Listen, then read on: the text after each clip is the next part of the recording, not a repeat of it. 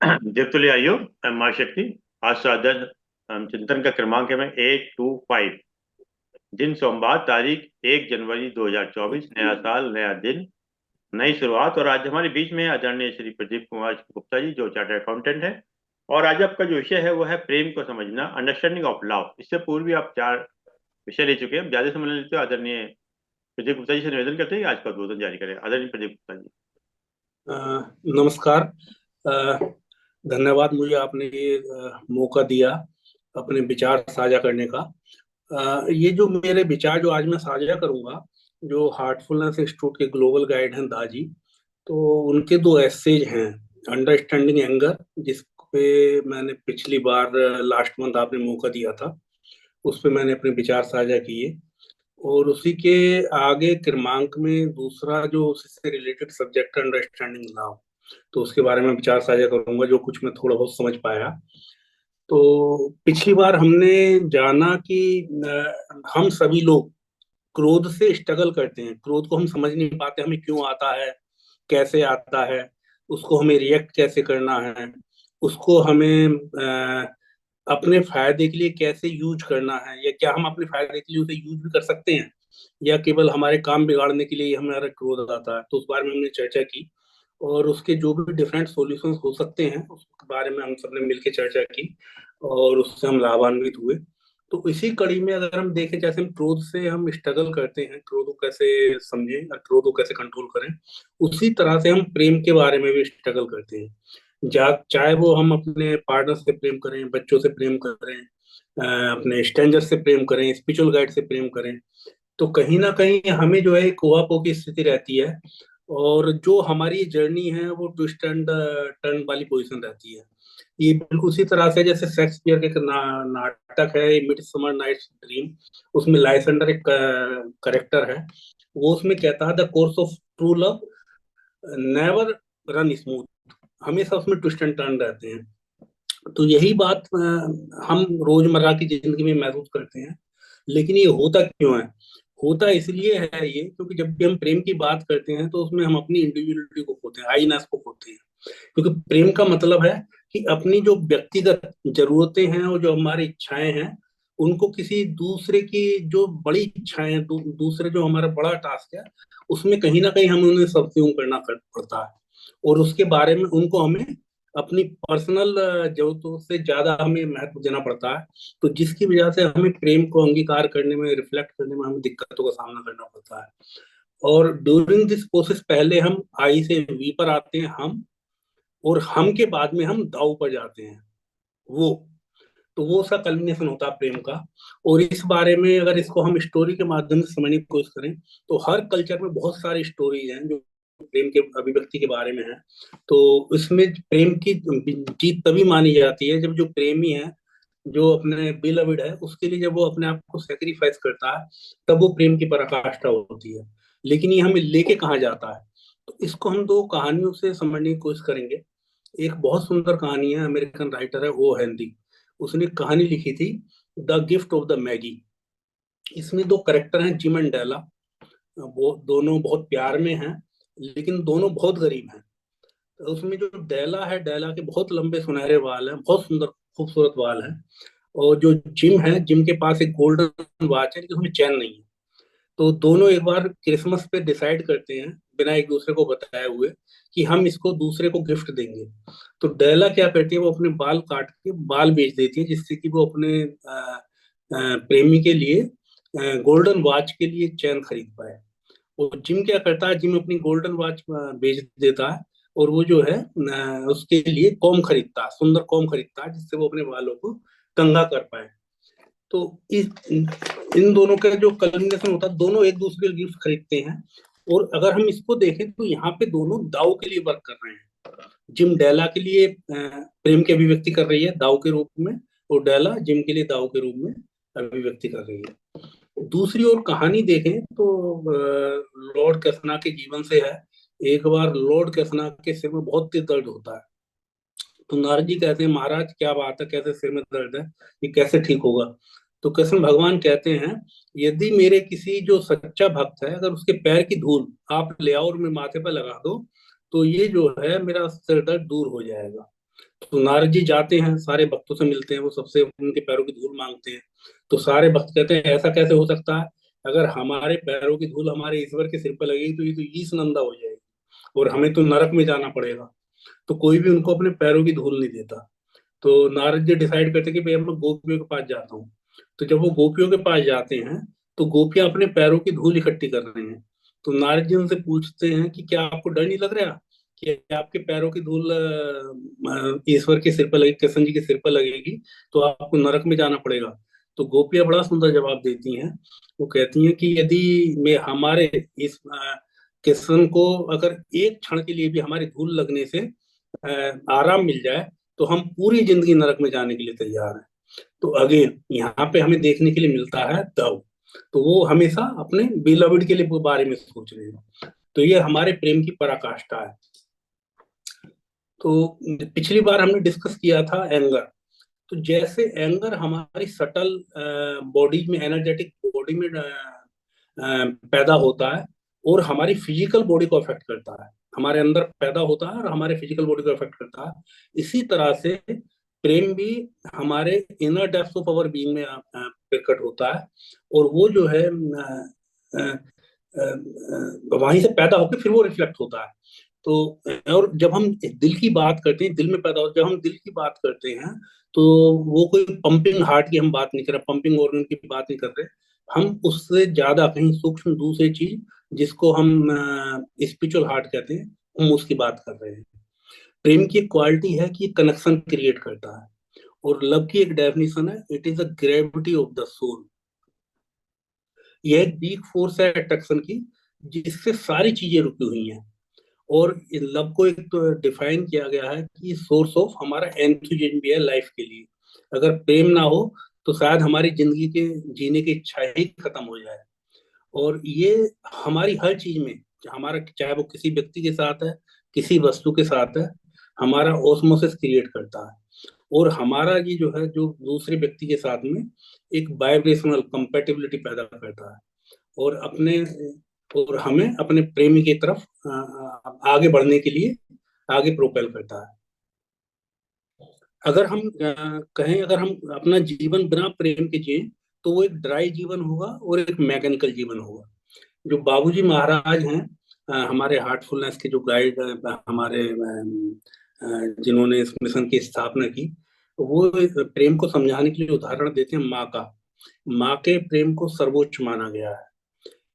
तो और उसके बारे में हम सब जानते हैं कि माँ का प्रेम कैसा होता है। तो बाबूजी महाराज बताते हैं कि माँ के प्रेम के बारे में हम सब जानते हैं, लेकिन गुरु के प्रेम के बारे में उससे कम जानते हैं। और ईश्वर के प्रेम के बारे में हम उससे भी कम जानते हैं। लेकिन वो बताते हैं कि गुरु का प्रेम माँ के प्रेम से अलग नहीं है। ये जिस तरह से माँ अपने बच्चे की सेफ्टी के लिए, उसकी हैप्पीनेस के लिए कुछ भी करने के लिए तैयार रहती है, इसी तरह से गुरु भी अपने जो आध्यात्मिक शिष्य है उसके वेल बीइंग के लिए हमेशा वो चिंतित रहता है और उसके वेल बीइंग के लिए कुछ भी करने के लिए तैयार रहता है। और जब गुरु उसके लिए कुछ करता है तो वो गुरु जो है माता के रोल में होता है और ईश्वर पिता के रोल में होता है। और जब गुरु बच्चे के लिए माता के रूप में केयर करता है तो ईश्वर भी अपने बच्चे के लिए उसकी सहूलियतों के लिए करने के लिए मजबूर होता है। अब एक बात ये एक क्वेश्चन जनरली जब हम ये बात करते हैं तो क्वेश्चन ये आता है, भाई गुरु का प्यार जो है माता के प्यार की तरह कैसे हो सकता है। तो बाबूजी महाराज ने बताया उसमें, जैसे माँ बच्चे को अपने जन्म देने से पहले अपने गर्भ में 9 महीने तक पालती है, उसी तरह से गुरु भी अपने आध्यात्मिक शिष्य को आगे बढ़ाने के लिए अपने मेंटल स्पेयर में उसको रखता है एक सर्टेन पीरियड के लिए। और जब वो परिपक्व हो जाता है तो फिर वो उसको डिलीवर करता है। डिलीवर कहाँ करता है, तो उसको बाबूजी महाराज कहते हैं brighter world, other dimension of the life. तो वहां पे वो डिलीवर करता है। और उसको पर्शियन में एक कहावत भी है, द बर्थिंग, जिसको इस जन्म को पर्शियन में कहा गया initiation, initiation of the disciple. तो this is a birthing process जिसके माध्यम से गुरु जो है अपने बच्चे को जन्म देता है। और इसमें जरूरी है कि समर्पण हो, शिष्य को अपने गुरु को समर्पण करना होता है। जिससे कि वो उसके मेंटल स्पेयर में, उसकी रिमेम्बरेंस में ले पाए, तब गुरु उसके लिए काम कर सकता है। और इस चीज को जो हम सब लोग किसी न किसी गुरु से जुड़े हुए हैं, अपने अपने गुरु से, हमने जब भी हम उनके पास बैठे हैं, उनको पढ़ा है, उनको समझा है, तो कुछ ना कुछ, किसी ना किसी रूप में हम सभी ने इस बात को महसूस किया है। अब सवाल ये आता है, how to become more loving. तो जब हम लविंग की बात करते हैं कि लविंग कैसे हो, तो इसके लिए एक ही प्रोसेस है, वो है by purifying the subtle body. अगर हमें प्रेम को विकसित करना है, तो हमें अपने सूक्ष्म शरीर को, जो कि हार्ट माइंड का एनर्जी फील्ड है, उसको हमें प्योरीफाई करना पड़ेगा। इस प्रोसेस से होता क्या है, जब हम अपने हार्ट माइंड फील्ड को प्योरीफाई करते हैं, तो we are able to regulate our thoughts, we are able to work on our patterns. जो हमारा सबकॉन्शियस माइंड के जो पैटर्न है, जहाँ से हमारे रिएक्शंस आते हैं, तो उन पे हम काम कर पाते हैं। अपने भय पे हम काबू कर पाते हैं। अपनी जो डिजायर्स हैं, इमोशनल रिएक्शंस हैं, उनसे ऊपर उठ पाते हैं। अपनी डिसीजन मेकिंग को इम्प्रूव कर पाते हैं। और अपना जो जेनोसिटी ऑफ हार्ट है, इनर स्ट्रेंथ है, और जो हमारी कैपेसिटी टू लव है, उसको हम रिफ्लेक्ट कर पाते हैं। और ये कैसे होता है? ये होता है मेडिटेशन, क्लीनिंग और प्रेयर की प्रैक्टिस द्वारा।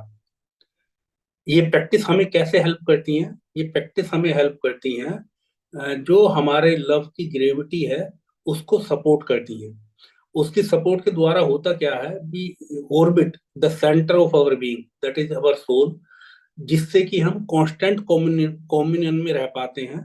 और अपना हमारा जो सेंटर ऑफ बीइंग है, जिसको हम सोल भी कह देते हैं, कोज ऑफ एग्जिस्टेंस है, उसके चारों तरफ हमारा जीवन घूमने लगता है।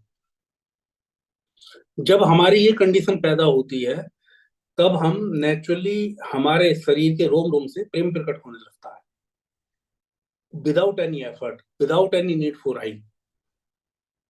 और जब वहां पे आईनेस नहीं होती, जब मैं गायब हो जाता है, तो that is a true love. ये बिल्कुल इसी तरह से है, यदि एक बूंद समुद्र में मिल जाए, तो फिर बूंद का अस्तित्व कहाँ है? वो खुद में समुद्र बन जाता है। और ऐसे ही जब हम अपने बीइंग ऑफ अपने सेंटर से, अपने एग्जिस्टेंस से जब हम कनेक्ट होते हैं, तो हम प्रेम में हो जाते हैं। जो हमारी हार्टफुलनेस प्रैक्टिस जो हम कर रहे हैं, जो हमारे ग्लोबल गाइड हमें बताते हैं, तो इसका फोकस हमारा हृदय पर और प्रेम के ऊपर है। और पहली चीज जो होती है, हमारे जो सटल बॉडीज हैं, mind, intellect, ego and consciousness, चित्त, उनका प्योरिफिकेशन होना चालू हो जाता है, जिससे आई बी में कन्वर्ट होता है, वी दाऊ में कन्वर्ट होता है। और उसके बाद में जो सेकंड स्टेप आता है, जो कि इससे भी ज्यादा थोड़ा सा मुश्किल स्टेप है, मोर इम्पोर्टेंट है। उसमें क्या होता है, धीरे धीरे हम अपने ईगो से रिलीज होने लगते हैं। ईगो के जो मल्टीपल हमारे आइडेंटिटी हैं, वो हमारा उनसे रिलीज होके हमारी कॉन्शसनेस एक्सपेंड होने लगती है। जैसा भी अरविंद जी ने बताया था आश्रम की डेफिनेशन, जब हम मैं को मिटाने के लिए श्रम, जहां पर श्रम करते हैं उसे आश्रम कहते हैं। तो ये शायद वही बात है कि जब हम अपने हार्ट माइंड फील्ड पे काम करते हैं, और अपने सेंटर से जुड़ने की कोशिश करते हैं, तो जो उनका जो ग्रेविटी पॉइंट है, love is the gravity point that is connecting me to the soul, to the centre. तो जब हम उससे कनेक्ट होते हैं, तो लव स्टार्ट फ्लोइंग। एंड उस लव की जो डेफिनेशन अभी हमने डिस्कस की, I goes away convert to the we, and we goes away convert to the thou. Thou means the centre, and centre means the our consciousness starts expanding. And इतनी expand होने लगती है कि पूरा सबको, पूरी ह्यूमैनिटी को अपने अंदर, और रादर पूरे यूनिवर्स को अपने अंदर समा लेती है। और फिर जो हमारी जो क्वालिटीज हैं, जो प्रोग्रेशन है इसका, सिम्टम्स ऑफ लव, वो कैसे रिफ्लेक्ट होते हैं फिर हमारे व्यवहार में? Compassion, kindness, understanding, acceptance, surrender, humility और इनोसेंस, ये सब रिफ्लेक्ट होने लगते हैं। तो ये हुआ प्रोसेस की लविंग होने के लिए। I want to be loving, तो I have to make some effort, and effort by way of meditation, cleaning and prayer. So that is a way. We try to become more loving. And इसके लिए बहुत जरूरी जो चीज है, that is transmission. जब भी हम प्रेम की बात करते हैं तो हमारे सिस्टम में हम हमेशा ट्रांसमिशन की बात जरूर करते हैं। प्राणाहुति, प्राणों की आहुति। तो इसमें प्राणों की आहुति को जो हम डिफाइन करते हैं हमारे यहाँ, that is utilisation of love for the human transformation. Utilisation of love for the human transformation transformation जब भी हम इवोल्यूशन की बात करते हैं, आगे बढ़ने की बात करते हैं, तो उसमें चेंज इम्प्लाइड है, ट्रांसफॉर्मेशन इम्प्लाइड है। ऐसा नहीं हो सकता कि मैं अपनी जगह पर अटक जाऊं और मैं बात करूं मैं इवोल्व हो रहा हूं। अगर मैं इवोल्व हो रहा हूं तो कहीं ना कहीं मैं अपने अंदर से और अपने व्यवहार में, बाहर से और अंदर से, दोनों तरफ से मैं ट्रांसफॉर्म हो रहा हूं। तो उसके लिए जो टूल है, दैट इज अ ट्रांसमिशन, जिसको यूज किया जाता है। ट्रांसमिशन क्या करता है? Transmission remove the inner complexity of our energy field. और ये कैसे होता है? ये हमारे जो हमारे हृदय चक्र हैं, हृदय जो भी हमारे डिफरेंट चक्र हैं उनको क्लीन करता है। जब भी हम ट्रांसमिशन को यूज करते हैं, ये एनर्जी हमारे अंदर जाती है और अंदर जाके उन चक्रास को क्लीन करना चालू करती है। और जब वो क्लीन करना चालू करती है तो जो भी हमारी जर्नी है, जो सेंटर तक जाना है, जो मेरे एग्जिस्टेंस का जो सोर्स है, जो मेरा कोजल बॉडी है, वहां तक जाने के लिए जो भी उसमें रुकावटें हैं, उनकी वो सफाई करना चालू करती है, जिससे कि रास्ता क्लियर हो जाए और मेरी कॉन्शसनेस वहां तक एक्सपेंड होके वहां पर कनेक्शन मेरा चालू हो जाए। और ये ट्रांसमिशन ही है जिसके द्वारा मेडिटेशन मेरा डायनेमिक बनता है। यदि मैं meditation without use of transmission करूंगा तो that will be an dry exercise. लेकिन बट ट्रांसमिशन एक ऐसी टूल है जिसके द्वारा मेरा मेडिटेशन प्रोसेस डायनेमिक हो जाता है, and we enjoy it. And it is the original divine essence flowing from the guide's heart to the seeker's heart. And जैसे कि माँ का प्यार बच्चे को नेचुरल कोर्स में फ्लो करता है, ऐसे ही गाइड के हृदय से ट्रांसमिशन, गुरु के हृदय से ट्रांसमिशन शिष्य की तरफ फ्लो करता है, जो कि उसे आगे बढ़ाता है। ट्रांसमिशन की एक क्वालिटी है कि ये फिजिकल बाउंड्री से, फिजिकल लॉ से गवर्न नहीं होता। और जब भी हम इसे इन्वोक करेंगे, जब भी हम मेडिटेशन बैठेंगे, it will automatically flow into the heart of the seeker, into the heart of the spiritual practitioner. और इफेक्ट क्या होता है? ये जो फ्लो होता है, ये सेंटर की तरफ बढ़ता है, मेरे केंद्र की तरफ, मेरे जो अस्तित्व का केंद्र है, ये उस तरफ बढ़ता है। और मेरा पूरा सिस्टम अंदर से लेके बाहर तक स्टेबल होने लगता है, leading to lower entropy. Entropy means जो हमारा डिसऑर्गेनाइजेशन हमारे सिस्टम में पैदा होता है यदि हम कुछ इनपुट नहीं देते हैं, तो वो धीरे धीरे सिस्टम डिग्रेड होने लगता है। अगर सिस्टम स्टेबल नहीं है तो मेरा जो पूरा सिस्टम है वो धीरे धीरे डिसऑर्गेनाइज होने लगेगा। तो ये एंट्रोपी को कंट्रोल करता है। इसको भी मैं थोड़ा बाद में भी मैं डिस्कस करूंगा। तो ये वही सेंटर है जहां से हम कनेक्ट होते हैं। Centre is the centre of my existence, जिसके चारों तरफ मेरी जिंदगी, हमारी जिंदगी चलती है। अगर इसको हम एनालॉजी की बात करें, इसको एक एग्जांपल के द्वारा समझें। एक गार्डन में एक बहुत सुंदर फूल है, अगर मैं भागता हुआ जा रहा हूँ, बहुत तेज गति से जा रहा हूँ, तो शायद मैं उस फूल को नोटिस भी नहीं करूंगा। लेकिन यदि मैं उस फूल को, अगर मैं धीरे धीरे जा रहा हूँ, तो मैं उस फूल को नोटिस भी करूंगा और उसकी सुंदरता को मैं एप्रिसिएट भी कर पाऊंगा। लेकिन उससे भी आगे, यदि मैं जा रहा हूँ और जहाँ फूल है वहां पे मैं रुक जाऊं, तो मैं उस फूल की सुंदरता को बहुत अच्छे से अप्रिशिएट कर पाऊंगा। I will be able to admire it and feel its fragrance. इसी तरह से यही कंडीशन हमारे मन की है। अगर हमारा मन बहुत तेज से दौड़ लगा रहा है, उसमें बहुत ज्यादा विचार आ रहे हैं, तो जो हमारा एक फ्लोवर है, जो मेरा सेंटर है मेरे अंदर जो एग्जिस्ट है, तो मैं उसको नोट ही नहीं कर पाता हूँ। मुझे पता ही नहीं होता मेरा एग्जिस्टेंस क्या है और मेरा जीवन कहाँ, क्यों और कैसे चल रहा है, वहां तक मेरा विचार ही नहीं जा पाता। लेकिन यदि कोई मुझे ऐसा सिस्टम मिल जाए कि मैं थोड़ा सा उसकी, जो मेरा सेंटर है, सेंटर ऑफ एग्जिस्टेंस, वहां पे यदि मैं जाके स्टिल हो जाऊं, थोड़ी देर रुक पाऊं, तो मेरे मन को शांति भी महसूस देगी। और जो मेरा इनर फ्लोवर है,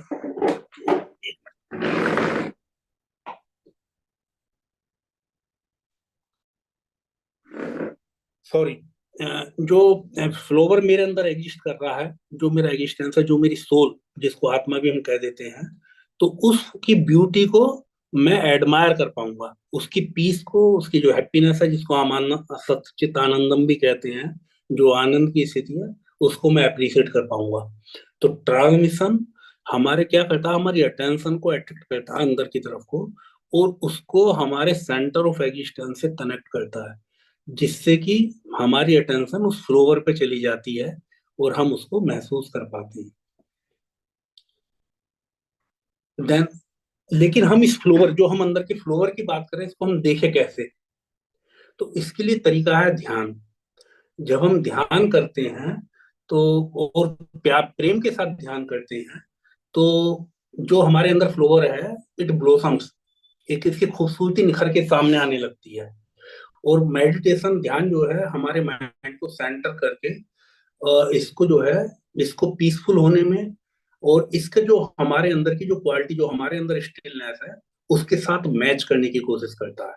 माइंड का जो दौड़ लगाता रहता है हर समय, उसको धीरे धीरे धीरे धीरे शांत करके हमारे जो सेक्रेट फ्लोवर है, जो हमारे अंदर, उसको जो उसकी इनर स्टिलनेस के साथ कनेक्ट करता है, जो जिसको हम कहते हैं essence of the soul. Essence soul की क्वालिटी है, it is always restful and it is always peaceful. और जब अ, योग का मतलब भी यही है, जब हमारी तीनों बॉडी रियलाइजेशन की एक डेफिनेशन है, when all the three body, physical body, subtle body and the causal body, are in resonance, are in resonance, एक दूसरे से मैचिंग वाइब्रेशन में है, तो and we are feeling whole, तीनों को हम एक साथ फील कर रहे हैं, that is the condition, that is the moment of realisation. Transmission की जब हम बात कर रहे हैं, that is so important to make it happen. तो ट्रांसमिशन को हम कहते हैं, ट्रांसमिशन इज लव। ट्रांसमिशन अपने आप में प्रेम है। ना केवल ये प्रेम है, it also goes beyond love, ये प्रेम के परे भी जाता है। ऑन द इनर जर्नी, जब हम अपने सेंटर की तरफ मूव करते हैं, तो हम एक तरह से नथिंगनेस की तरफ मूव कर रहे होते हैं, इनर स्टिलनेस की तरफ, जहाँ पे कोई वाइब्रेशन नहीं है, कोई डिस्टरबेंस नहीं है बिल्कुल भी, उस तरफ हम आगे बढ़ते हैं। लेकिन जब हम प्रेम की बात करते हैं, तो प्रेम की भी वाइब्रेशन हम फील करते हैं। तो transmission comes from the centre and touches the centre, and it must be absolute essence of nothingness. And इसको डेस्क्राइब करना पॉसिबल नहीं है कि किसको कैसे डेस्क्राइब करें, but it can be felt. Transmission के इफेक्ट को हम कैसे महसूस करते हैं? जब भी हम ट्रांसमिशन के साथ मेडिटेशन बैठते हैं, we feel the relaxed body, हमारा शरीर एक आराम की अवस्था में महसूस देता है, और माइंड हमारा स्थिर महसूस देता है। जैसा भगवान के गीता में कहते हैं, स्थित प्रज्ञ। स्थित प्रज्ञ का मतलब है स्टिलनेस ऑफ द माइंड। जब हमारा माइंड सेंटर पे स्थित हो जाता है, तो दैट इज कंडीशन ऑफ स्थित प्रज्ञ।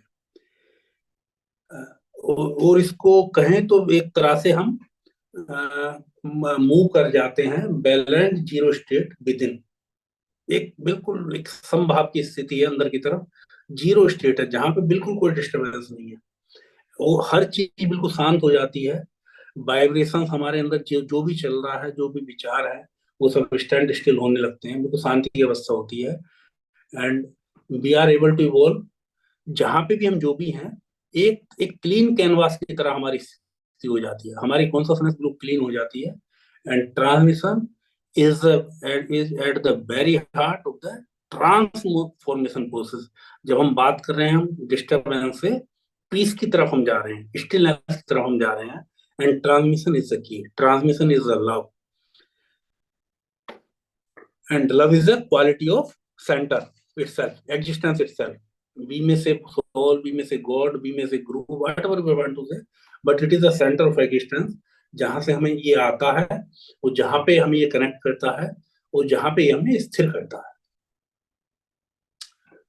We can say that transmission is the life giving, transmission से हमें नया जीवन मिलता है। जब हम ये बात करते हैं ट्रांसमिशन से हमें नया जीवन मिलता है, तो कुछ लोग पूछते हैं, तो क्या हमारे अंदर जो लाइफ फोर्स है, क्या हमारे अंदर ऑलरेडी लाइफ फोर्स नहीं है? क्या हमारा जीवन पहले से नहीं चल रहा है?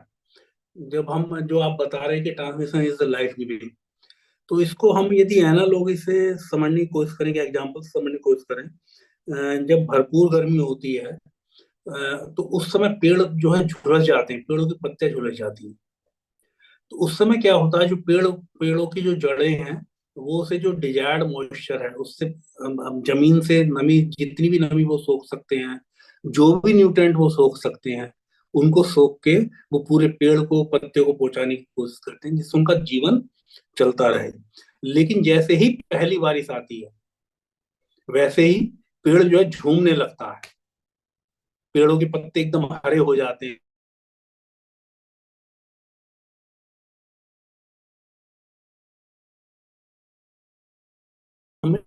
ट्रांसमिशन करता है हमारे पेड़ की तरह गर्मी में, ऐसे से झुलसे हुए पेड़ की तरह है, जिसमें जिसको कि अभी एक बरसात की जरूरत है, और बारिश वो हमें कैसे मिलती है, वो हमें ट्रांसमिशन के रूप में मिलती है। That is a love energy.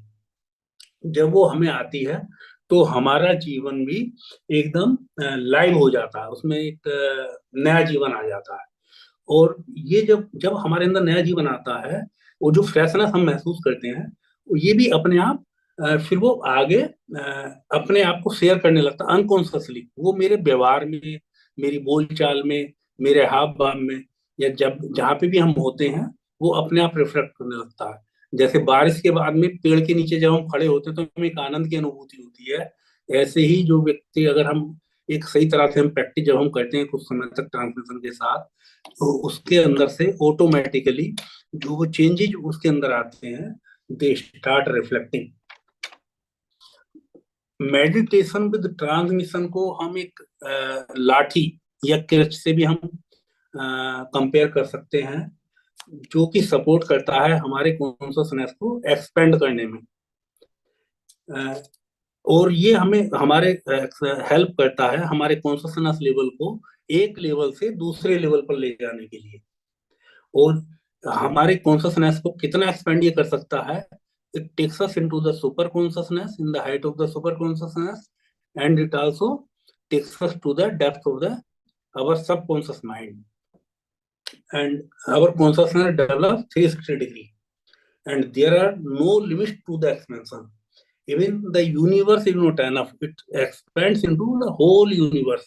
When we talk of the Ram, Krishna, or the other great personalities, Swami Vivekananda and other personalities, so their consciousness expanded to the whole of the universe, their love flowed to whole universe, to the whole of humanity. So similarly, we can, our consciousness starts expanding day by day, meditation after meditation. और एक बार हम meditation में जो हमें condition मिलती है, जब हम मेडिटेशन ध्यान करके बैठ उठते हैं, तो नेचुरली हमारी एक कंडीशन चेंज हो जाती है। और जब हम उस कंडीशन को होल्ड करते हैं, एक प्रयास करते हैं, उस कंडीशन को मेंटेन कर पाते हैं, तो वो कंडीशन हमारी कांस्टेंट रिमेम्बरेंस में कन्वर्ट हो जाती है। तो जो हमारा सेंटर, जहाँ से मेडिटेशन मुझे कनेक्ट करता है, उसकी मुझे लगातार याद बनी रहती है।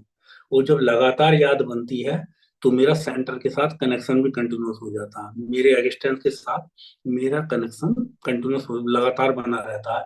और जब ये लगातार बना रहता है, तो over a period of time ये कनेक्शन प्रेम में कन्वर्ट हो जाता है, बिकॉज सेंटर की क्वालिटी है प्रेम। एक डेफिनेशन है गॉड इज लव, तो जो गॉड इज लव की जो डेफिनेशन आती है, वो यहीं से आती है। तो हार्टफुलनेस की जब हम बात करते हैं, जो प्रैक्टिस में करता हूँ, तो Heartfulness is all about love. It is A love story between self and God. It starts with simple act of meditation, and meditation is the mother of constant remembrance, जिसमें मुझे लगातार गुरु की या ईश्वर की याद बनी रहती है। And constant remembrance is a mother of love, जहाँ से प्रेम पैदा होता है। और जब हम अपने जीवन को प्रेम के द्वारा गवर्न करते हैं, तो जो भी हम करते हैं, एवरीथिंग बिकम्स नेचुरल। फिर मुझे ज्यादा दिमाग लगाने की जरूरत नहीं पड़ती, मेरा हर एक्ट, हर व्यवहार और हर चीज एक प्रेम से गवर्न होने लगती है। और हमारी लाइफ स्टाइल, हमारे जीवन की क्रिया सब प्राकृतिक रूप से फ्लो होने लगती है।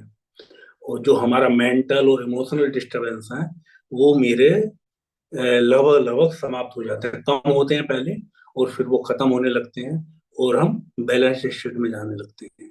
जब हम अपने गुरुजनों को देखते हैं, जो हम उनको एडमायर करते हैं, हम अपने गुरुजनों को एडमायर जो करते हैं वो उनकी जो बैलेंस स्टेट है, तो उसी को शायद हम एडमायर करते हैं। हमने हमने कभी उन्हें गुस्सा नहीं देखा, हमने कभी और कोई दूसरी चीजें डिस्टरबेंस उनके अंदर नहीं देखा। और उन्होंने जब भी जो भी बात कही, जो भी बात उनके मुंह से निकली, जो भी बात उनकी कलम से निकली, वो एक ऐसी बात निकली जो हमारे लिए जीवन का गाइडिंग प्रिंसिपल बन गई, क्योंकि that was the natural flow from the centre, that was flowing through our gurus. तो वो ये हम भी धीरे धीरे धीरे धीरे उस स्टेट की तरफ तो हम बढ़ने लगते हैं। ये ऐसा भी नहीं है कि मेडिटेशन हमें सब चीज देता है, मेडिटेशन से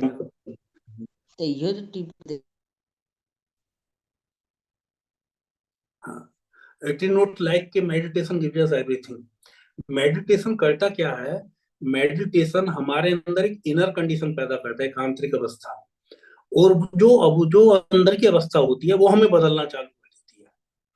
हमारा जब इनर एनवायरनमेंट, हमारे अंदर का एनवायरनमेंट चेंज होता है, तो हमारे अंदर एक श्रद्धा पैदा होती है, और जब वो श्रद्धा पैदा होती है, उसके बाद में एक एक्सेप्टेंस, स्वीकृति पैदा होती है। और जब स्वीकृति पैदा होती है तो एक समर्पण पैदा होता है, गुरु के लिए, ईश्वर के लिए, और संपूर्ण मानवता के लिए। और जब वो समर्पण पैदा होता है तो उसकी परिणति हमारे प्रेम में होती है।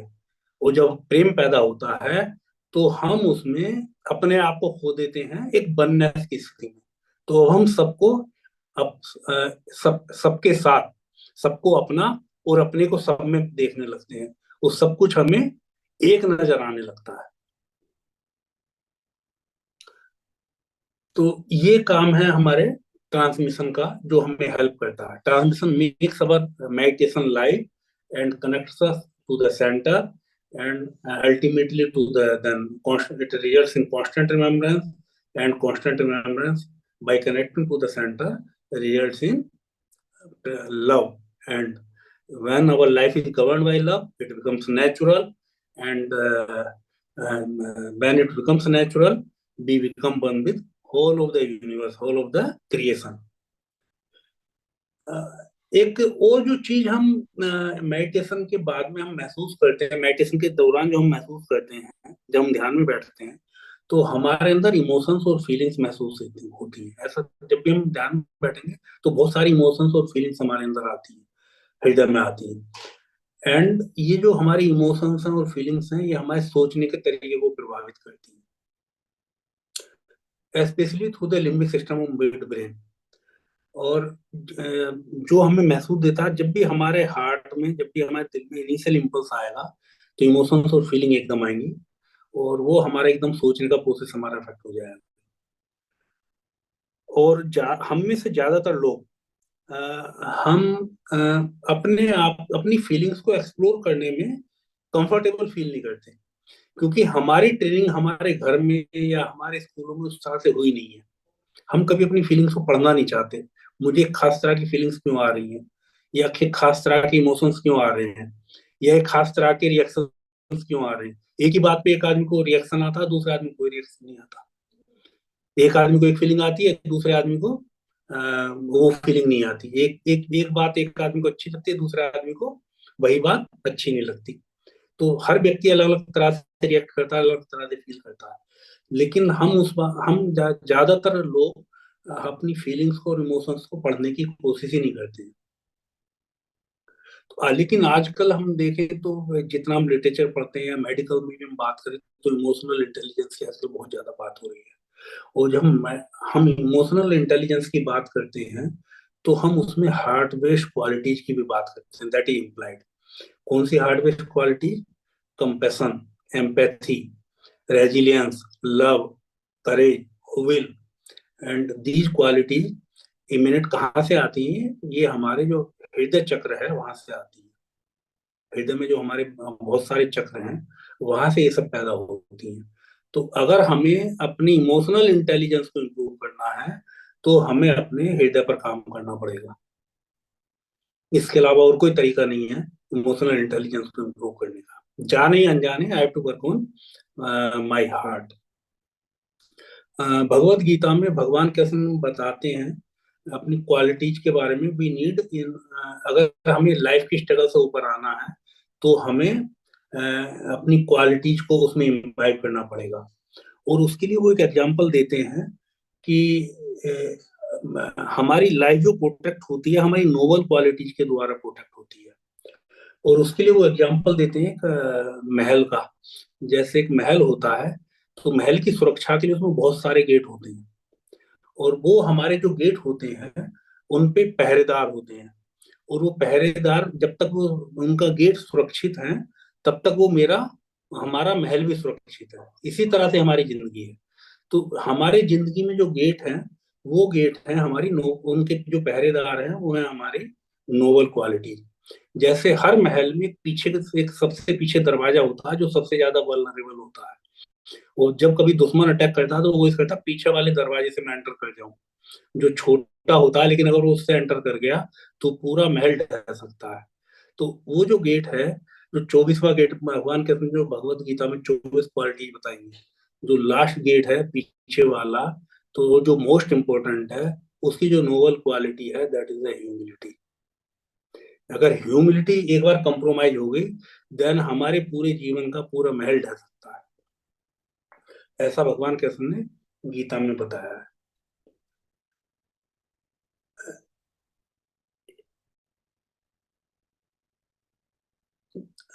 इसमें अगर हम इसको थोड़ा सा विचार करें तो अगर जब हमारे अंदर ह्यूमिलिटी और सिंप्लिसिटी आ जाती है अगर हमारे व्यवहार में ह्यूमिलिटी और सिंप्लिसिटी आ जाए तो वी हैव एवरीथिंग। तो हमारे पास सब कुछ आ जाता है। इसके अलावा हमें और शायद कुछ किसी चीज की जरूरत ही नहीं है। तो जब हमारे अंदर ह्यूमिलिटी होती है जो हम्बल व्यक्ति होता है वो अनस्पोकन रेस्पेक्ट कमांड करता है पूरे समाज से। जो भी उसके संपर्क हैं सब उसे अनस्पोकन रेस्पेक्ट देते हैं उसकी इस नोबिलिटी के लिए। और हम अपने पूरे वर्ल्ड को एज ए हम्बल और इनसिग्निफिकेंट बीइंग हम अपने आप को प्रेजेंट करते हैं। तो और इसमें हमारा जो एटीट्यूड रहता है एक्सेप्टेंस का जो भी घटित हो रहा है और उसको हम एक्सेप्ट करते हैं स्वीकार करते हैं जैसा भी घटित हो रहा है उसको जब हम एक्सेप्ट करने लगते हैं हम्बलनेस के साथ अपने आप को इनसिग्निफिकेंट मानते हुए तो यही हमारा हॉलमार्क है प्रेम का। वो एक प्रेम की सबसे बड़ी निशानी है। लव का जो काम है प्रेम हमें कनेक्ट करता है ना केवल मेरे सेंटर से बल्कि पूरी मानवता से मेरे सारे रिश्ते नातों से। लव मुझे कनेक्ट करता है और उनको मेरी तरफ अट्रैक्ट करता है। जिसको मैं प्रेम करता हूँ वो मेरी तरफ ऑटोमेटिकली कोर्स में अट्रैक्ट होने लगता है। हम देखते हैं जो हार्ड हार्टेड फेस होते हैं सरली फेस तो उनसे जो है वो डिवाइन ग्रेस को अट्रैक्ट नहीं कर सकते। लेकिन जो सॉफ्ट फेसेज होते हैं लविंग हार्ट्स होते हैं वो डिवाइन ग्रेस को ऑटोमेटिकली अट्रैक्ट करते हैं। उनसे मिलके हमें अच्छा लगता है।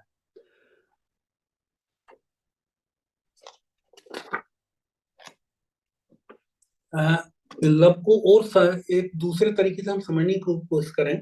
Love is the soul's gravity. आत्मा का ग्रेविटी पावर। जैसे हम जमीन के साथ जुड़े हुए हैं अगर पृथ्वी में ग्रेविटी ना हो तो we can not stay on earth we will just fly into the sky. इसी तरह से सोल में ग्रेविटी की फोर्स है जिससे हमारी subtle body and physical body it is bound to soul. तो love is defined that way. Love is a gravity, a soul's gravity that keeps all the three bodies together. What is its opposite force? Its opposite force is entropy, जिसको मैंने जिक्र किया था। And entropy is the degree of disorder या randomness in any system. चाहे ये universe की बात करें चाहे हम बच्चे के बेडरूम की बात करें या हमारे इनर कंडीशन की बात करें entropy over a period of time ये ऑटोमेटिक कोर्स में इसकी टेंडेंसी है बढ़ने की। और it is the instability of any system. अगर हम उसमें एनर्जी इनपुट नहीं देंगे हमें कुछ ना कुछ एफर्ट डालना पड़ेगा एंट्रोपी को रोकने के लिए। और यही बात हमारे ह्यूमन रिलेशनशिप में भी आती है। अगर हम ह्यूमन रिलेशनशिप पे काम नहीं करेंगे तो हमारे रिलेशनशिप्स धीरे धीरे धीरे धीरे अनस्टेबल होने लगेंगे।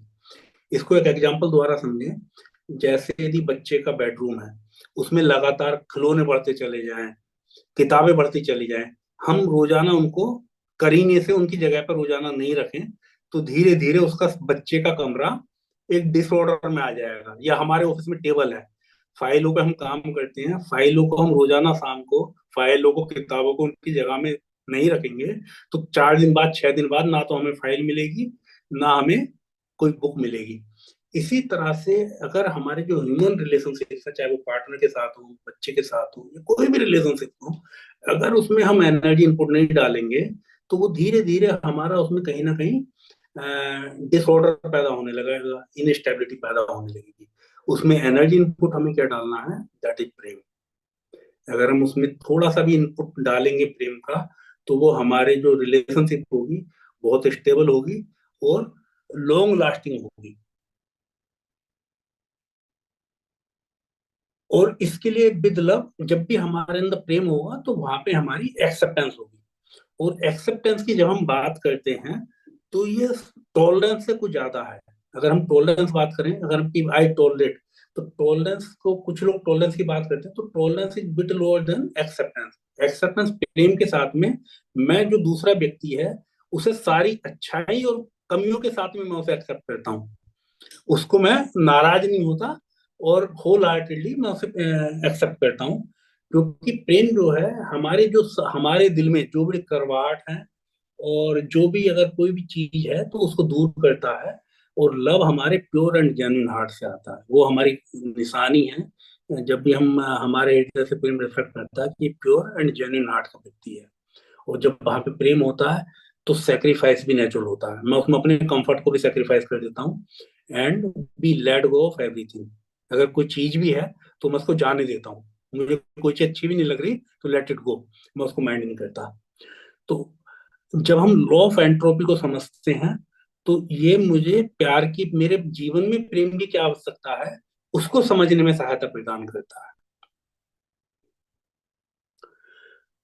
एंड जब हम कांस्टेंट लव की प्रेम की स्थिति में होते हैं, जो कि हमारे गुरुजन होते हैं, वो सबको वन एंड ऑल जो भी उनके पास जा रहा है उसको वो एक्सेप्ट करते हैं, तो हमें जीरो इनपुट की जरूरत है। Because love is naturally flowing and that is the most stable relationship. और वहां पे जब हमें प्रेम होता है तो फिर हमें कोई एक्सप्लेनेशन देने की जरूरत नहीं होती, फिर हमें कोई चीज जस्टिफाई करने की कोई भी जरूरत नहीं है। प्रेम में सब चीज जायज है। एक और कंडीशन इसको समझने की कोशिश करते हैं। जनरली हम देखते हैं जब दो व्यक्ति प्रेम में होते हैं तो दे आर, उन दोनों के हाथ हृदय विशाल हो जाते हैं and they want to do anything for the other person. दूसरे आदमी को खुश करने के लिए वो कुछ भी करते हैं। लेकिन कुछ समय बाद हम देखते हैं कि उसमें कहीं ना कुछ खिंचाव आने लगता है। ऐसा क्यों होता है? क्योंकि उनकी जो रेसिप्रोसिटी है वो पैदा हो जाती है, उनकी रेसिप्रोसिटी बैरिंग लेवल पे चली जाती है। और उसमें एक व्यक्ति ये सोचने लगता है कि व्हाट अबाउट मी, एक व्यक्ति सोचने लगता है या एक व्यक्ति ज्यादा सोचने लगता है कि what about me, and then love starts, entropy sets in into the love, और कहीं ना कहीं प्रेम में दरार आने लगती है। अब इसके बाद में अगर हम इससे समझने की कोशिश करें तो क्या हमें अपने बारे में नहीं सोचना चाहिए? ऐसा बिल्कुल नहीं है क्या हमें कि हमें अपने बारे में नहीं सोचना चाहिए। हमें अपने बारे में सोचना, अपनी ग्रोथ के बारे में सोचना है। लेकिन जब हम ग्रोथ की बात करते हैं तो ग्रोथ का मतलब होता है process of rising above self centred response.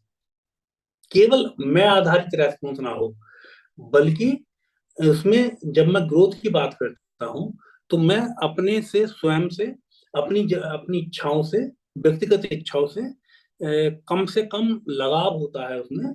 और मैं दूसरे के बारे में ज्यादा सोचता हूँ, तो धीरे धीरे धीरे धीरे मेरा प्रेम बढ़ने लगता है और दूसरों के साथ मेरा जो वाइब्रेटी लेवल है वो रिसोनेट करना लगता है, उसके साथ वाइब्रेट होने लगता है।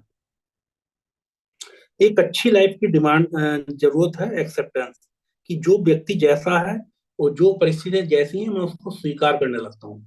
और जब मैं उनको स्वीकार करता हूँ तो मेरा जीवन मधुर होने लगता है, नेचुरल होने लगता है। इसको कोई भी व्यक्ति परफेक्ट नहीं है। क्या मैं परफेक्ट हूँ? मुझे अपने आप क्वेश्चन करता है, एम आई परफेक्ट?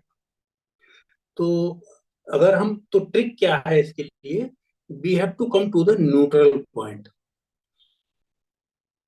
जब भी, and it is prerequisite to the next step, जिसमें न्यूट्रल स्टेप में मैं क्या करता हूँ, ना तो मैं किसी चीज को एक्सेप्ट करता हूँ, ना मैं किसी चीज को रिजेक्ट करता हूँ, बल्कि सिंपली न्यूट्रल पॉइंट पे मैं आ जाता हूँ। और जब मैं न्यूट्रल पॉइंट पे आता हूँ तो मैं नेचर से गाइडेंस के गाइडेंस लेने लगता हूँ। प्रकृति जिस तरह से काम करती है, प्रकृति न्यूट्रल, एक स्लो और न्यूट्रल, तो एक नेचुरल वे में काम करती है। और तब मुझे चारों तरफ से गाइडेंस मिलने लगती है। गुरु की गाइडेंस को मैं एक्सेप्ट करने लगता हूँ, प्रकृति की गाइडेंस को एक्सेप्ट करने लगता हूँ। एंड न्यूट्रलिटी का सबसे बड़ा फायदा क्या होता है? जो मेरे ऊपर मन पे बोझ होता है डिसीजन लेने का, चॉइस बेस, उससे मैं ऊपर उठने लगता हूँ। जो मेरा बर्डन है, मन का बोझ कम हो जाता है। और जब बोझ कम हो जाता है तो मेरे मन में जो प्रिजुडिस हैं और प्री कंसीव्ड नोशन है, प्री कंसेप्शन हैं, वो मेरे मन से हट जाते हैं और मेरा विजन क्लियर हो जाता है और डायरेक्शन मेरी राइट हो जाती है। और जब मेरी डायरेक्शन राइट होती है तो मेरा हृदय हल्का हो जाता है।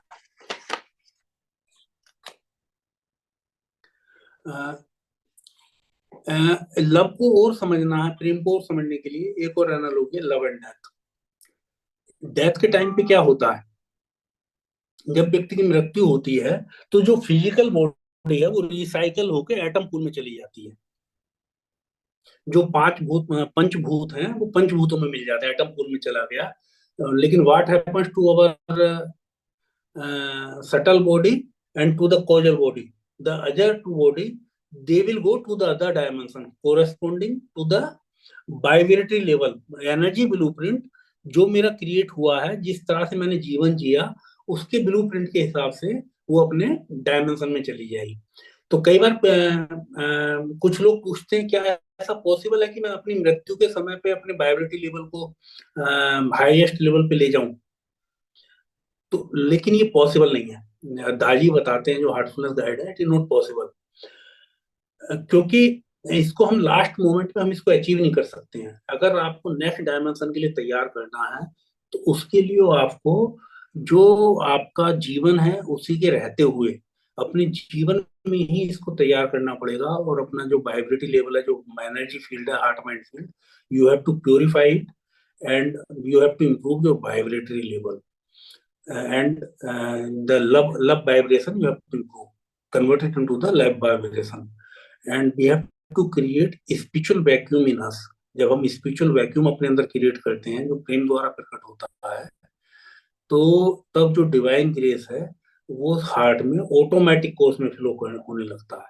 और जब ये ऑटोमेटिक कोर्स में फ्लो होता है तो अब हमारी कॉन्शसनेस एक्सपेंड होने लगती है, और जो हमारी इनसिग्निफिकेंस है वो कॉन्टेक्ट होने लगती है। Insignificance, I feel more and more insignificant, and my consciousness expands to super consciousness and to the depth of subconsciousness। और ये constant process है जिसमें हम be expand in love and contact in insignificance, and the exercise goes on, and this is the process।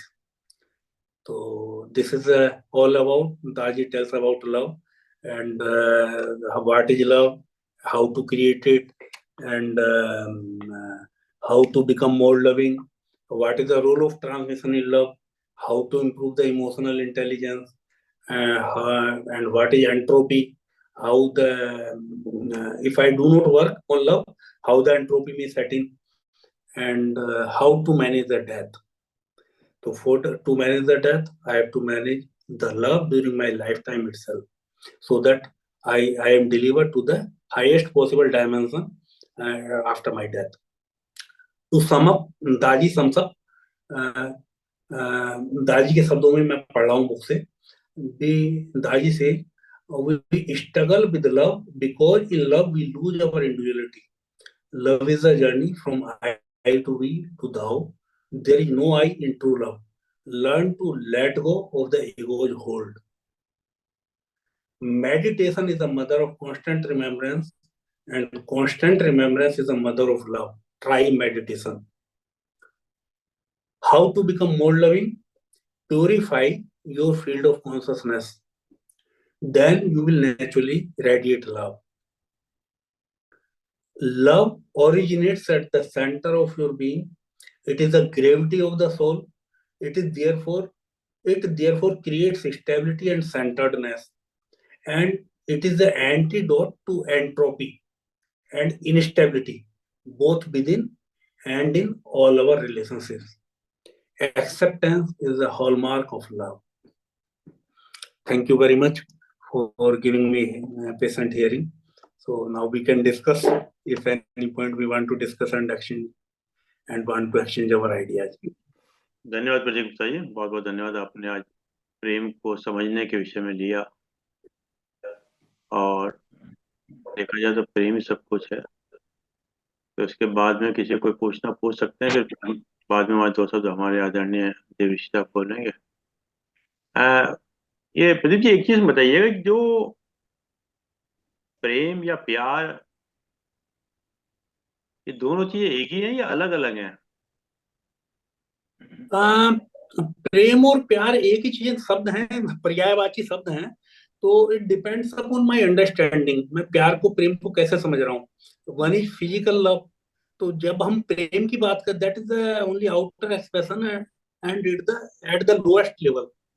तो love is the quality of the soul and connecting link between physical body, subtle body, and center of existence, that is the soul.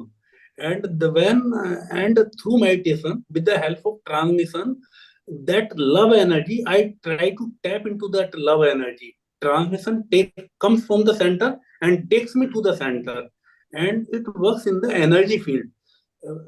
When अगर आप थोड़ा सा हिंदी में समझाओगे तो ज्यादा अच्छा रहेगा। थोड़ा सा हिंदी में हमारे ज्यादा। हाँ, तो हाँ, तो प्रेम की जब हम बात करते हैं, जब हम सच्चे प्रेम की बात करते हैं, तो वो शारीरिक, जब हम प्रेम की बात करते हैं, शायद प्यार से आपका मतलब शारीरिक प्रेम से था, जो जब हम एडल्ट लव की बात करते हैं, दो जो बच्चे प्यार करते हैं, तो that is a reflection of love at the physical level. और इसको मैंने कभी एग्जाम्पल भी दिया था, जैसे जब दो बच्चे प्यार में होते हैं, दो लोग प्यार में होते हैं, तो उस समय वो एक दूसरे के लिए कुछ भी करना चाहते हैं, दूसरे की खुशी के लिए। लेकिन कुछ समय बाद देखते हैं कि उसमें खिंचाव आने लगता है। खिंचाव कब आता है? कि जैसे ही वो अपने बारे में सोचना शुरू करता है, उनका वाइब्रेटरी लेवल चेंज होने लगता है। दो व्यक्तियों का कुछ समय बाद वाइब्रेटरी लेवल चेंज होने लगता है। जैसे ही उनका वाइब्रेटरी लेवल चेंज होगा, तो एक व्यक्ति जैसे ही अपने बारे में ज्यादा सोचेगा, तो उनमें खिंचाव शुरू हो जाएगा, और फिर वो धीरे धीरे धीरे धीरे वो खिंचाव बढ़ने लगता है। And there the love breaks, या ब्रेकिंग आने लगती है, या कम होने लगता है। तो उसी को हम एंट्रोपी का जो इस्तेमाल किया, एंट्रोपी सब, दैट इज द डिसऑर्डरनेस, तो वो सेट इन होने लगती है। तो उसको लिए ये एंट्रोपी को भी समझना बहुत जरूरी है। हमें अगर प्रेम को हमें एक कांस्टेंट बनाना है, तो that has to be pure. If हमारा प्रेम उतना ही परिपक्व होगा जितना वो प्योरिटी के लेवल से आएगा। तो जो सच्चा प्रेम है या स्टेबल प्रेम है, वो तब आएगा जब मैं अपने एनर्जी फील्ड पे काम करूंगा। We have to purify our energy field. जब वो एनर्जी फील्ड प्योरीफाई होगा, तो it will come from the my centre. और जब वो सेंटर से आएगा, centre is stable and mind is unstable. तो and then it is a chain flowing. 40 और बढ़ गए, 640, 110 हो गए, 50 निकल गए, 60। तो आप लोग म्यूट कर लीजिए ना, बाकी लोग म्यूट कर लीजिएगा ना। जी जी जी सर। तो जब वो वहां से, जब मैं कनेक्ट होता हूँ, जब मैं मेडिटेशन ट्रांसलेशन के माध्यम से करता हूँ, तो ये जो स्टार्ट प्रोसेस है, जो हमारा प्योरिफिकेशन का प्रोसेस है, that is inside out. Normal जिंदगी में जब हम बात करते हैं, लोग ट्राई क्या करते हैं, वो बाहर से ट्राई करते हैं, बाहर से वो अपने आप को बदलने की कोशिश करते हैं, but it is not possible. अगर अगर वो लॉन्ग लास्टिंग आपको चेंज लाना है अपने अंदर, हमें इनसाइड आउट काम करना पड़ेगा। अपने एनर्जी फील्ड को, सटल बॉडी को हमें प्योरीफाई करना पड़ेगा। जैसे जैसे हमारी सटल बॉडी प्योरीफाई होगी तो वो मेरे बाहर जो मेरी इनर क्वालिटीज है वो भी बाहर रिफ्लेक्ट करने लगेगी, और वो धीरे धीरे धीरे धीरे धीरे धीरे वो प्योरिफिकेशन की तरफ जैसे चलता हूँ, तो जो मेरी हार्ट की क्वालिटी, जो मेरी सोल की क्वालिटी है, या गॉड लाइक क्वालिटी है, डिवाइन क्वालिटी है, that will go on reflecting. तो जो हमारे गुरुज हमें करके दिखाते हैं, वो आते ही इसलिए हैं कि वो हमें करके दिखाते हैं कि ये चीज हो सकती है, it is possible in the human body. ये बहुत ठीक बताया। पर एक बात है प्रदीप जी, जो प्रेम है या विश्वास है या प्यार है, वो जबरदस्ती पैदा नहीं कर सकता ना। हम किसी को हाँ, थोप। जबरदस्ती पैदा नहीं हम्म, है। तो इसी के लिए दाजी कहते हैं हमारे यहाँ कि how to become more loving. तो स्टार्टिंग होती है, we have to start purifying our subtle body. Subtle body पे हम काम करना चालू करें तो धीरे धीरे धीरे धीरे कुछ समय बाद, after a fortnight, one month, 2 month, it will start reflecting and it is continuous process, it is not a one day process. तो जो मेरे अंदर से प्रेम रिफ्लेक्ट होगा, it will be directly in proportion to the purity of my subtle body. Soul is always pure, and body is always nothing to be purified in it. I can only take bath. Body is what it is. तो जो भी हमें pure करना है, जो भी मेरा मुझे काम करना है, वो मुझे अपनी सटल बॉडी पे काम करना है। तो I have to expand my consciousness, and मुझे अपनी कॉन्शियसनेस को इतना एक्सपेंड करना है, it goes into the super consciousness and goes into the depth of the subconscious mind. That is the field where I can work. I cannot mutate my body, I cannot mutate my soul, but I can mutate my this inner body, subtle body. बहुत सुंदर। चलिए, कोई किसी को और कोई प्रश्न मतलब पूछ सकते हैं हमारे आदरणीय प्रदीप गुप्ता जी से। गुप्ता जी, ये कहा जाता है कि संसारी प्यार, संसारी प्रेम मारता है और ईश्वरीय प्रेम तारता है। तो संसारी प्रेम और ईश्वरीय प्रेम में कैसे डिफरेंशिएट करेंगे? टू माय माइंड सर, संसारी प्रेम पे अगर बैकिंग होगी ईश्वरीय प्रेम की, संसारी प्रेम की जड़ में भी अगर ईश्वरीय प्रेम है, तो संसारी प्रेम भी ईश्वरीय प्रेम होगा। सांसारिक प्रेम ईश्वरीय प्रेम भी हो सकता है। जैसे माँ अपने बच्चे को प्यार करती है, तो केवल वो सांसारिक प्रेम नहीं है, वो ईश्वरीय प्रेम भी है। ईश्वर भी ये हमें तो उसी तरह से संसारिक प्यार करता प्रेम है। मोह है ना जी, मोह है, वासना है, कुछ उसके पीछे चाह है कि मुझे बड़ा होकर सेवा करेगा, बुढ़ापे मेरा साथ देगा। एक जो उसके पीछे तृष्णा और वासना छिपी है, जो चाह छिपी है, वो संसारिक प्रेम है। बेशक माँ बेटे सर, आपने आपके सवाल में ही जवाब छुपा हुआ है। जो वो आप माया है। संसार जो आप संसारिक प्रेम आपने बोला, भावना है कि ईश्वर को, वो मोह माया है, मोह माया। हाँ वो मोह मोह है, बिल्कुल मोह आपने, माया संसारिक हाँ वो मोह है। है। प्रेम मोह प्रेम माया, और मोह मोह में माया बहुत दोनों फर्क है। है। मोह हाँ, माया, प्रेम में और मोह में फर्क है। मोह और माया दोनों साथ ही, मोह माया। मोह में आईनेस और आईनेस है केवल। और जब हम आई से वी की तरफ चलते हैं और वी से दाऊ की तरफ चलते हैं, तो ये हमारी प्रेम की यात्रा है। जब हम दाऊ पे पहुंचते हैं, तो वो हमारा प्रेम है। तो संसारिक प्रेम जब वासना नहीं पूरी घटता जाता है, और ईश्वरी प्रेम हमेशा वर्धमान रहता है, बढ़ता जाता है, बढ़ता जाता है। यही चाह रहती है, बढ़े बढ़े और बढ़े। कॉन्शसनेस हमेशा एक्सपेंड होगी। जब प्रेम होगा तो कॉन्शसनेस एक्सपेंड होगी। और जो हम जी, संसारिक प्रेम की बात करें, वो प्रेम है ही नहीं, वो मोह है। हम उसे वो लूज मोह। शब्दों में हम उसे प्रेम कह देते हैं, प्यार कहते हैं, वो प्यार नहीं है, वो मोह है, बंधन है। जी जी, थैंक यू। बहुत सुंदर। प्रेम के अंदर मेरे ख्याल से सिर्फ देने का भाव है, लेने का भाव होगा ही नहीं ना। हाँ, आई टू वी टू दाऊ। जहाँ प्रेम में देने का जहाँ भाव है, लेने लेने का का भाव भाव आ नहीं। गया तो वहां तो फिर व्यापार हो जाएगा ना। हाँ, व्यापार हो जाएगा। वो प्रेम की एक क्वालिटी है, इट रेडिएट्स। इसमें दिया भी नहीं जाता, इट ऑटोमेटिकली रेडिएट्स। जैसे पेड़ में बारिश का एग्जाम्पल दिया था, जब बारिश होती है तो पेड़ के नीचे खड़ा होता हूँ तो मुझे ऑटोमेटिकली ठंडक मिलती है। हम्म। जब मैं गुरु के सानिध्य में जाता हूँ, तो ऑटोमेटिकली मुझे प्रेम मिलता है। वो बैठे हुए सबसे बात कर रहे हैं हजार, अगर मैं उनकी पीठ की तरफ भी खड़ा हूँ, तो भी मुझे उनका प्रेम महसूस देगा। जैसे ही मुझे गुरु का ख्याल आता है, तो मुझे प्रेम भी महसूस होने लगता है उनका। जैसे ही मैं गुरु की टीचिंग पढ़ता हूँ, तो मुझे ऑटोमेटिकली उनका प्रेम ट्रांसमिट होने लगता है मेरे पास। वो गुरु की जो ऊर्जा है वो आ जाएगी ना, हाँ, ऊर्जा। वो आ जाएगी ऊर्जा, बिल्कुल energy. Love is energy, love is energy. और प्यार की प्रदीप जी एक परिभाषा हो जाएगी है, प्यार की परिभाषा हो गई है, तेरा मजबूर कर देना और मेरा मजबूर हो जाना। बिल्कुल, प्यार की सरेंडर, परिभाषा है तेरा मजबूर कर देना और मेरा समर्पण। मजबूर हो जाना। हाँ। हाँ, समर्पण की परिभाषा। लव का कल्मिनेशन वो होता है जब मैं सरेंडर कर देता हूँ to the universe, to the god. Hmm, वो प्रेम की पराकाष्ठा है। जी जी जी। यूनिवर्स को मैं ईश्वरीय सरेंडर प्रेम करता हूँ, शब्द के नाम, एवरीबॉडी इज माइन। शरणागति के नाम ईश्वरीय प्रेम। एक बात बड़ी अच्छी हाँ, आपने प्रदीप जी बताई कि जो आप मेडिटेशन करते हैं तो इसमें जाहिर सी बात है कि जैसे जैसे मेडिटेशन बढ़ता तो आदमी की जो सांस लेने की जो क्षमता है क्वांटिटी उसकी कम हो जाती है, मतलब ना धीरे धीरे रिड्यूस हो जाती है ना। और जैसे बिल्कुल हो जैसे जाता रिड्यूस होती जाती है, मैं कोई पढ़ रहा था, सुन रहा था कि जितनी ज्यादा रिड्यूस होती जाएगी उतनी चीजें हम प्रकृति को समझने की ताकत आ जाती है। और यहाँ ये भी होता है किसी जगह कि शायद अगर आपकी 12 या 15 तक आ जाती है तो आप पेड़ क्या बोल रहे हैं वो भी समझ सकते हैं और पशु पक्षी क्या बोल रहे हैं वो भी समझ सकते हैं। है। मतलब जितनी बिल्कुल आपकी वो आपने लिमिट कंट्रोल कर ली उस चीज को ना, तो वो बिल्कुल। तभी आ पाएगा जो मेडिटेशन के माध्यम से आप कर पाएंगे ना, क्योंकि सांसों को नियंत्रण जितना आपने कर लिया तो कहीं ना कहीं अगर हम सांसों पर ध्यान देना शुरू कर दें तो प्यार तो फिर तो हर चीज को समझनी शुरू कर देंगे ना। जैसे इससे पूर्व में जो आपने क्रोध पे बताया था वो भी यही थॉट था कि जितना अगर हमने समझ लिया वहाँ क्रोध भी नहीं आएगा ना। नहीं आएगा। अगर मैंने क्रोध को समझ लिया तो मुझे पता पड़ जाएगा मुझे क्रोध आ रहा है, आ रहा तो है। I have to wait. अभी अगर मेरे क्रोध समझ में आ गया तो जैसे ही मुझे आएगा, मुझे समझ में आ जाएगा मुझे गुस्सा आ रहा है, तो उस समय क्या होगा, I will be silent, I will let it go, then I will think. तो जिस समय मुझे गुस्सा आता है, मुझे मेरी सोचने समझने की शक्ति खत्म हो जाती है। अब मुझे गुस्सा आया, मुझे पता पड़ गया मुझे गुस्सा आ रहा है, तो I will just wait to anger to dissipate. जैसे ही एंगर खत्म हो, नाउ आई विल थिंक।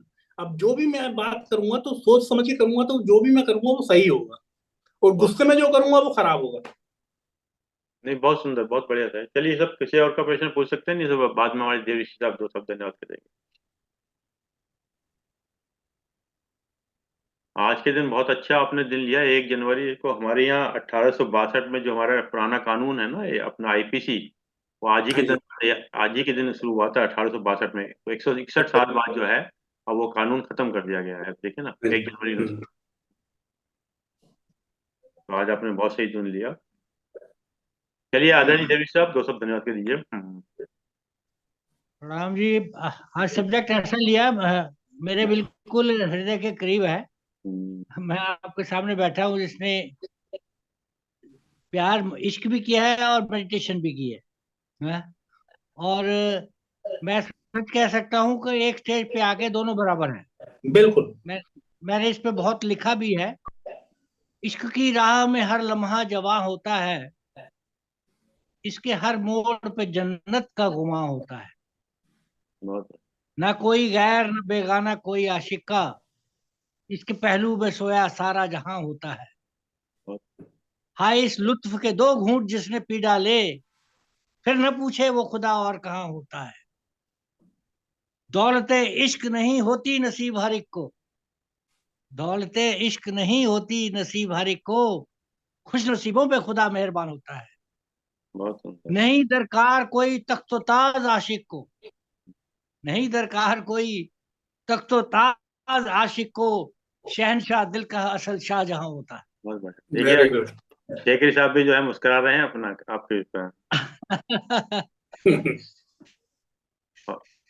जिसके दिल में हो बड़ा पाक मोहब्बत का जनून, पाक मोहब्बत का जनून, बस वही एक शख्स मुकम्मल इंसान होता है। इंसान बिना मोहब्बत के बन ही नहीं सकता। जिसको इश्क नहीं है, जो प्रेम की डेप्थ नहीं समझ सकता, वो इंसान नहीं बन सकता। इंसानियत का एक बड़ा एक गहरा एक एक एस्पेक्ट ऑफ लाइफ वो समझ ही नहीं सकता जब तक आप प्यार नहीं करते। आप प्यार, आदमी प्यार से, गुरु से प्यार कर ले, आप किसी से प्यार कर ले, आप एक व्यक्ति से प्यार करना, जो पहले मैंने बताया कि एक तो वो होता है, लस्ट होती है। लस्ट से अगर आप पार कर जाते हैं तो फिर वही बात है, वही एग्जैक्टली बात है। वो कहते हैं, पूछो ना हमें इश्क में क्या हश्र होता है, पकड़ के शोले को जरा देखो क्या असर होता है। एक उन्होंने बात कही थी, वो उधर भी दर्द होता है। हम हैं बेचैन, खबर उनको खुदा है कि नहीं, सुन तो रखा था कि ये दर्द दोनों तरफ होता है। और तो ये आपने कहा ना, उधर एक वाइब्रेशन कनेक्शन हो जाता है। ये है जिन्होंने इश्क को नहीं परवाह जमाने की, ना कोई खौफ ना उसे कोई डर होता है, वो आदमी एक डिफरेंट स्टेज पे पहुंच जाता है। इश्क है मैं खाना दवा खाना, ये वो जन्नत है इश्क, सभी अनजान जहां क्या अमृत क्या जहर होता है। इश्क इश्क करने से इश्क होने की यात्रा है। हाँ एक एग्जैक्टली स्टेट, एग्जैक्टली। इसकी जो स्टेट, एक हम इट इज करने ए से स्टेट, शुरू करते हैं, it then is a then state. Then we become that. अच्छा, और आपने जो एक बीच में बात जो कही है प्यूरिफिकेशन की, विदाउट प्यूरिफिकेशन के वो ये सब नहीं हो सकता। नहीं हो आपका सकता। दिल पाक होना चाहिए, मैं पाक मोहब्बत की बात क्या? की है। पाक पाक नहीं, पाक प्योरिटी, या पाक। बिल्कुल। बिल्कुल बिल्कुल पाक रही है। तो हम्म, ये एक बड़ा जबरदस्त सब्जेक्ट, ये मेडिटेशन, ये रूहानी, ये मैं एक कहा था, उनको ख्यालों में लेकर मैं उसकी उसकी इबादत करता हूँ। जब उसकी वो इबादत करता हूँ तो उसकी परस्तिश करता हूँ। ये इश्क रूहानी है जज्बा, काबे की जरूरत है ही नहीं, उसको भुलाने पर भी मैं अल्लाह की परस्तिश करता हूँ। बहुत बढ़िया। ये रूहानी जज्बा है। चाहे आप एक इंसान से भी प्यार नहीं कर सकते अनलेस आप में वो purity of mind, purity of thought, purity of deed, वो प्योरिफिकेशन अगर आपने वो प्रोसेस नहीं की। और purification is purely a spiritual process, absolutely purification. बिल्कुल। मनसा कर्मा वाचा तीनों की अगर जब तक प्योरिफिकेशन नहीं होती, तो आप ना कोई भी मेडिटेशन चाहे प्रकाष्ठा पर नहीं पहुंच सकते आप। तो आपका सब्जेक्ट बड़ा एक गहरा सब्जेक्ट है। और बिल्कुल इसको इसको समझना, जैसे एक आदमी दिमाग में ले ले भाई ये दुनियावी है और ये है ना, ये दुनियावी नहीं है। आप एक बोले, आप फराग दिली सदा प्यार उससे करते हैं। दिल बड़ा, दिल साफ होना चाहिए। अदरवाइज आप ना मेडिटेशन कर सकते हो, ना आप स्पिरिचुअलिज्म की तरह कर सकते हो, ना एक मनुष्य से प्रेम कर सकते हो, ना आपने किसी से भी प्रेम नहीं कर सकते, तो अ, गुरु से भी नहीं कर इसमें सकते। सर थोड़ा सा बस मैं ऐड करूंगा। हाँ जी, meditation is the tool to purify the energy field. Exactly it is a tool, it is a tool. और आज टूल है उसके, मतलब वो प्योरिफिकेशन का ही टूल है। आप वहाँ, अच्छा एक और बात है जो आपने एक बार कही थी कि आप वो जब उस अवस्था में पहुंच जाते हो तो आपको कोई चाह हो जाती ना, वो आप इस दुनिया में नहीं होते। मेरा अपना जो एक्सपीरियंस है, तो उससे होते हो तो हम, हमारे में आपके पास थॉट कुछ नहीं होता। That state is a thoughtless state. Thought. Not only thoughtless, that is a existenceless state. उस समय हम हाँ, होते फ्लोवर ही से, नहीं है। जैसे फूल से हमारी, खुशबू बहती है, ऐसे ही आपसे प्रेम बहता हाँ, है। तो मैं उस टाइम आदमी ना ना सांस लेता है, पता भी नहीं सांस लेता है, शरीर भी नहीं है, मन भी नहीं है, विचार भी विचारहीन हो जाता है, कोई विचार नहीं होता। आप एक ऐसी कनेक्टिविटी कॉस्मिक के साथ मिल जाते हो, ऐसी वेवलेंथ मिली होती है, you become one, absolutely one, बिल्कुल बिल्कुल भी वन हो जाता। तो बहुत ही आनंद आया, ये बहुत समझने वाली बात है। ये सौभाग्य है जो आदमी गहराई में समझ ले इसको, वो तो उसको सब प्राप्ति हो गई, सब प्राप्ति हो गई। बहुत बहुत धन्यवाद आपका है। बहुत आनंद आया। धन्यवाद आदरणीय देव ऋषि साहब। धन्यवाद आदरणीय श्री प्रदीप गुप्ता जी, आपने समय निकाल के समय दिया। और विशेष रूप से जूम के सभी लोगों का धन्यवाद कि आपने समय निकाल के समय दिया। और जैसे कि एक विचार के साथ और 3 बार ओम के साथ अपनी बात को समाप्त करते हैं। आज का विचार, प्रेम कहिए विनम्रता कहिए, विनम्रता का मतलब समर्पण नहीं। विनम्रता का मतलब समर्पण नहीं, ये तो रिश्तों को बनाए रखने के लिए एक प्रभावशाली शस्त्र है। विनम्रता का मतलब समर्पण नहीं है, ये तो रिश्तों को बनाए रखने के लिए एक प्रभावशाली शस्त्र है। वाह। आइए 3 बार ओम का उच्चारण करते हैं। ओम।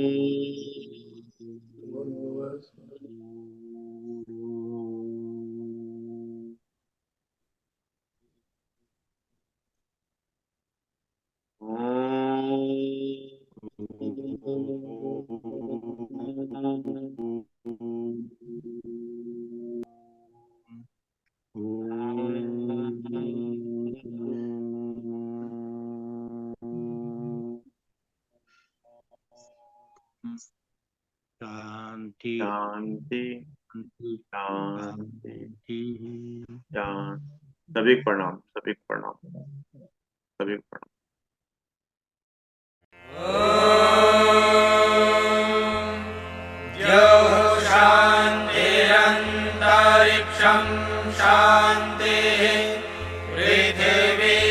शान्तिरापः शान्तिरोषधयः शान्तिः वनस्पतयः शान्तिर्विश्वे देवाः शान्तिर्ब्रह्म शान्तिः सर्वं शान्तिः शान्तिरेव शान्तिः सा मा शान्तिरेधि ॐ शान्तिः